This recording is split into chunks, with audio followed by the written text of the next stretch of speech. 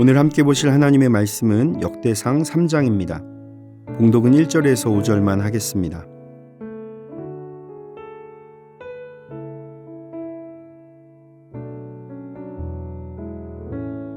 다윗이 헤브론에서 낳은 아들들은 이러하니 맏아들은 암논이라. 이스라엘 여인 아히노압의 소생이요 둘째는 다니엘이라. 갈멜 여인 아비가일의 소생이요 셋째는 압살롬이라. 그수랑 달메의 딸 마아가의 아들이요 넷째는 아도니아라.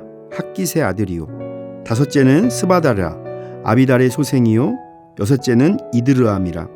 다윗의 아내 에글라의 소생이니 이 여섯은 헤브론에서 낳았더라. 다윗이 거기서 7년 6개월을 다스렸고 또 예루살렘에서 33년 다스렸으며 예루살렘에서 그가 낳은 아들들은 이러하니 시므아와 소밥과 나단과 솔로몬 네 사람은 다 암미엘의 딸 밧수아의 소생이요. 아멘.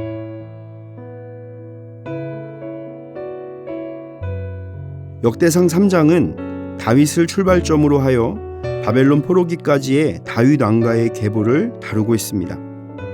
크게 세 부분으로 나눌 수가 있는데 1절에서 9절은 다윗의 자녀들을 기록하였고 10절에서 16절은 다윗의 후손인 남유다 왕들의 계보입니다.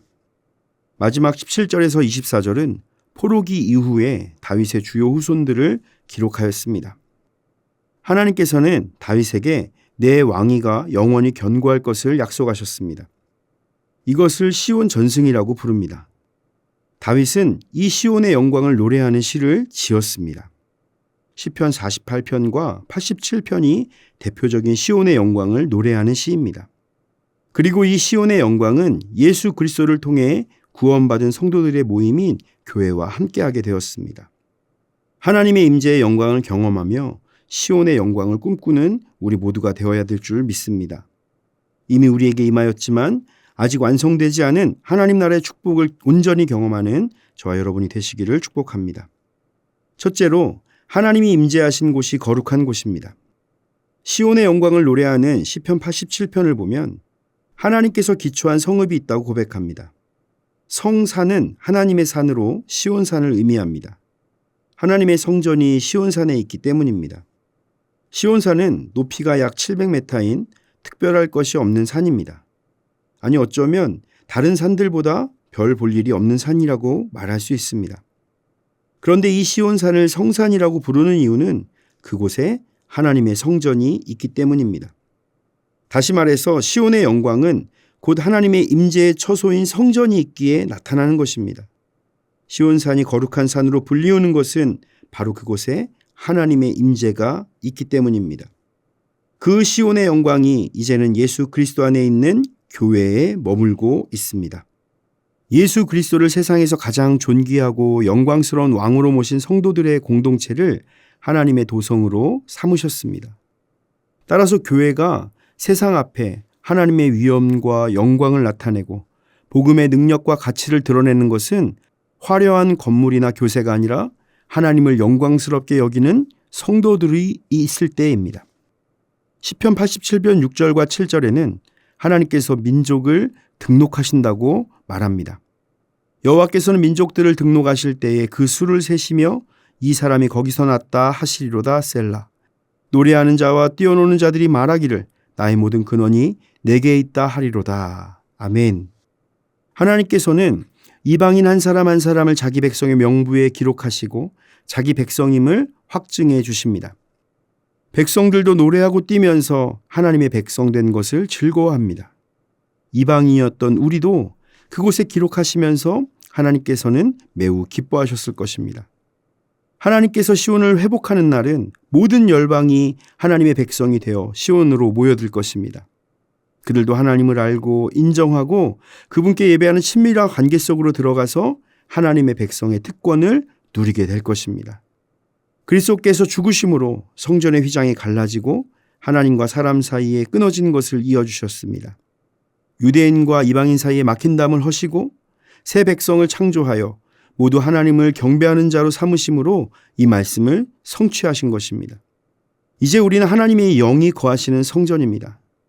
또한 두세 사람이 예수님의 이름으로 모일 때도 하나님 그곳에 함께 하십니다. 앞으로 다가올 전 우주적인 구원의 역사를 이루실 하나님을 찬양하며 시온의 영광이 온전히 나타날 것을 고대하는 삶이 되어야 될 줄로 믿습니다. 둘째로 하나님께서 우리를 인도하십니다. 시온의 영광을 노래하는 다른 시편이 시편 48편 14절에서 시인은 하나님은 영영이 우리 하나님이라고 고백합니다. 그리고 하나님께서 그의 백성의 생명이 다할 때까지 인도하신다고 고백합니다. 14절 말씀을 읽어보면 이 하나님은 영원히 우리 하나님이시니 그가 우리를 죽을 때까지 인도하시리로다 라고 고백했습니다. 시온의 영광은 궁극적으로 온 우주적인 교회에 대한 하나님의 축복과 영광과 인도와 보호를 노래하는 것이라고 할 수가 있습니다. 그러면서 시인은 이 하나님의 놀라운 은혜와 축복이 하나님의 백성의 것임을 고백합니다. 하나님의 언약이 이미 우리에게 성취되었고 아직 온전히 완성되지는 않았습니다. 그런데 이것은 영원한 것이니 장차 우리에게 온전히 이루어지게 될 것이라는 것을 고백하는 것입니다. 인간의 시간으로 측량할 수 없는 영원의 시간 동안 우리를 축복하시는 하나님을 찬양해야 합니다. 나아가 그 하나님께서는 인생의 생명을 주관하시는 동안 끝까지 인도하여 주신다 말씀합니다. 이 고백은 시편 23편의 선하신 목자가 되시는 하나님을 연상하게 합니다. 하나님께서 친히 목자가 되셔서 자신의 백성들을 양떼처럼 인도하시는 것을 보여줍니다. 그러므로 우리는 인생에 다가오는 절체절명의 순간에도 하나님께서 우리와 함께 하시고 더 좋은 것으로 채우시며 인도하신다는 것을 믿음으로 고백해야 합니다. 사랑하는 성도 여러분, 우리는 하나님의 영이 거하시는 거룩한 성전입니다.